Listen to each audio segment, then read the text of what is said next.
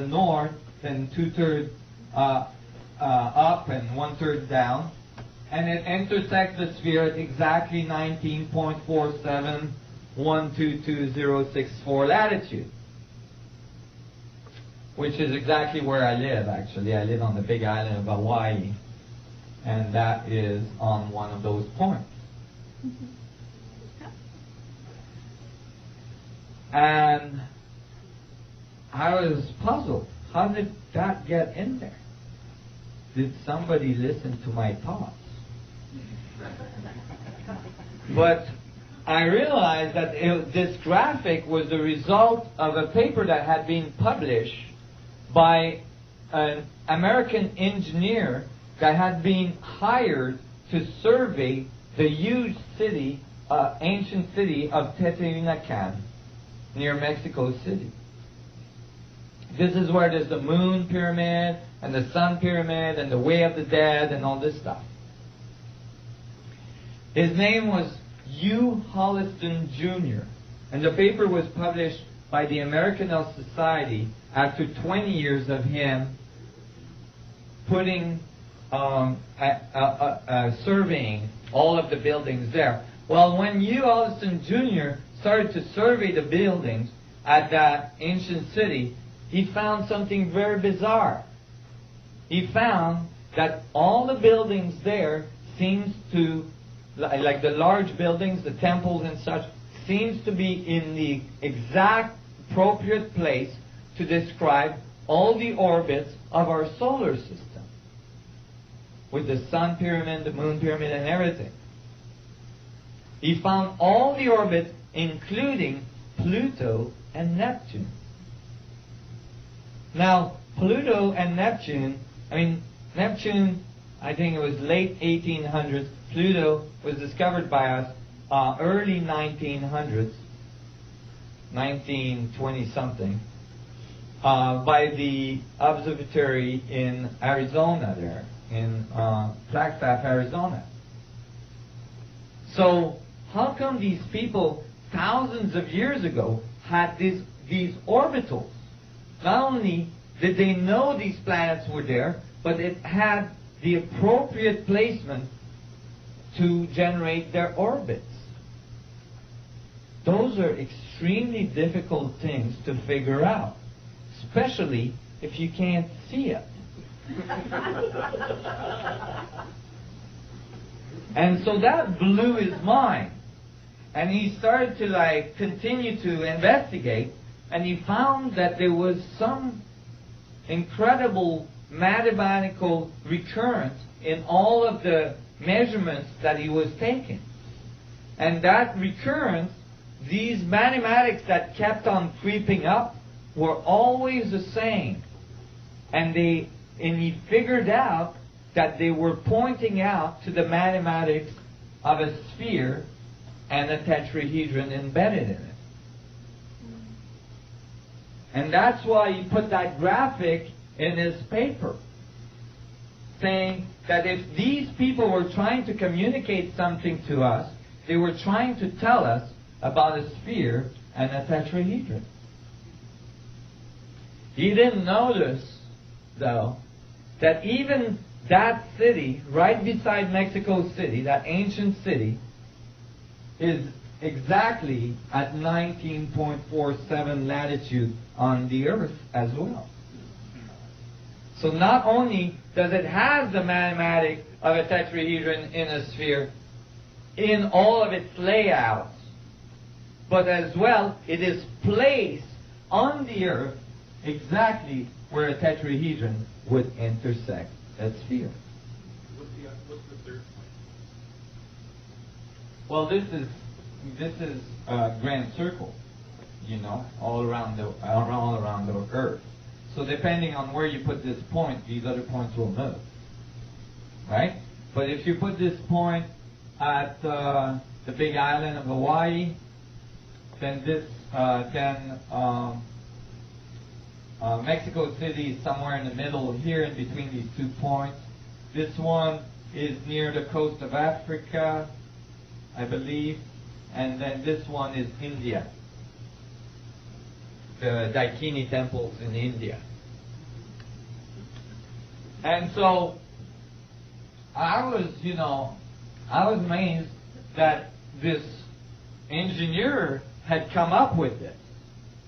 And I was confirming, that like, imagine that there is a fundamental structure to the vacuum, that there is a fundamental structure to reality. You would expect that throughout the ages, we would have come up with it, because it would be inherent in us. It would be oozing out of us. So I thought, maybe they came up with this then. But I knew there was something wrong, because a tetrahedron on its own is not in equilibrium. And I knew the vacuum geometry had to be in perfect equilibrium. So I had to find something else. Well, at the end of his essay, Hugh Holliston Jr. mentioned a very important thing: the isotropic vector metric from Buckminster Fuller. He said that the mathematical constant that he got from his surveying of that ancient city pointed out to the square root of 9/8, which is the mathematical constant for an isotropic vector metric generated by Buckminster Fuller.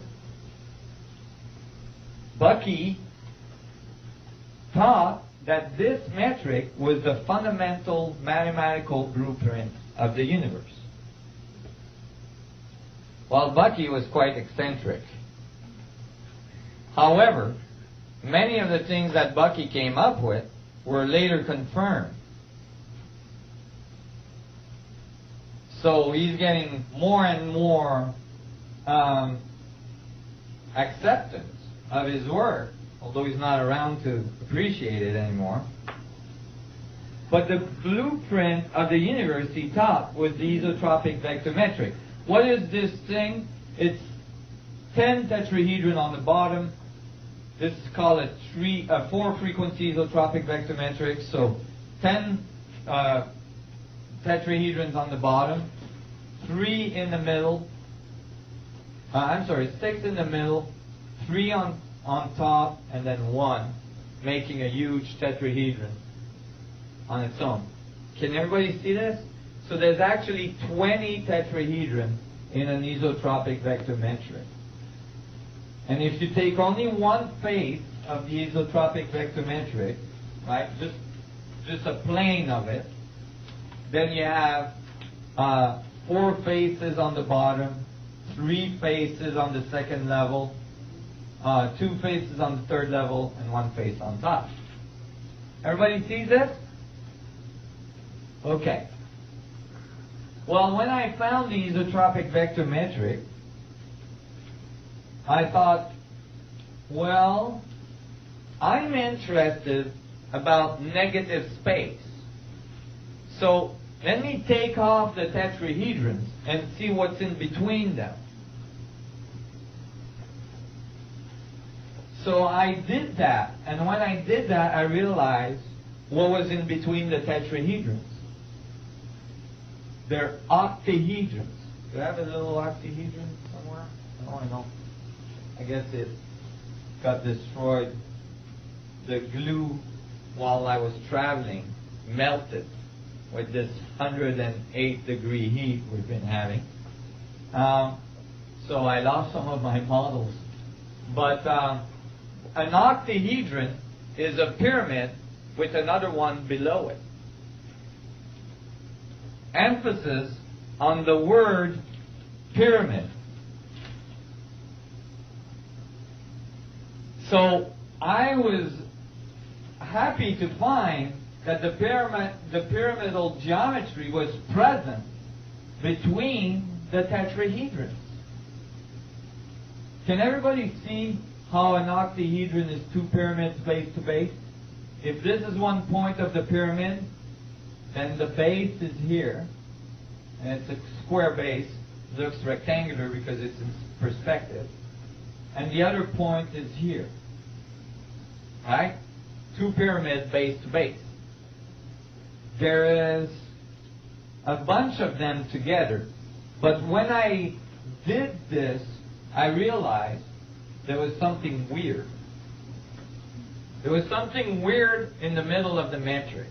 Because the metric is called isotropic. So you would expect that it would be always in balance, that it would always be in symmetry. But there was a symmetry in the middle. I found 4 reverse tetrahedrons pointing down and rotated 180 degrees. And they didn't belong to the octahedron, and they didn't belong to the tetrahedrons that made up the outside or the metric. So there was a bunch of these, there was 4